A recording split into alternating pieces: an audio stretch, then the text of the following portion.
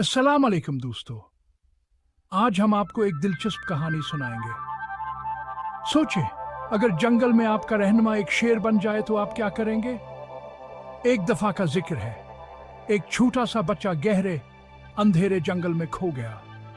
डरा हुआ और अकेला वो बच्चा रोने लगा, लेकिन फिर अचानक सायों से एक शानदार शेर नमोदार हुआ। शेर आहिस्ता आहिस्ता उसके करीब आया और बोला, परेशान ना हो छोटे दोस्त, मैं तुम्हें घर का रास्ता दिखाता हूँ। बच्चा हैरान हुआ, लेकिन इसे एक अजीब सा एतमाद महसूस हुआ। वो दोनों मिलकर घने जंगल से गुजरे।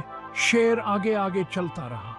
इस सफर में उन्हें बहुत सी मुश्किलात का सामना करना पड़ा, लेकिन शेर ने हमेशा बच्चे की हिफाजत की। आखिरकार एक लंबे सफर के बाद वो जंगल के किनारे पर पहुंच गए। बच्चे का घर नजर आने लगा।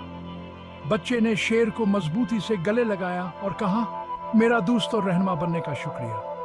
और एक गर्म मुस्कुराहट के साथ शेर वापस जंगल में गायब हो गया। ये दिल को छू लेने वाली कहानी हमें याद दिलाती है कि नेकी और दोस्ती सबसे गैर मुतवक्का जगहों से भी मिल सकती है। हमेशा दोस्ती के जादू पर यकीन रखें।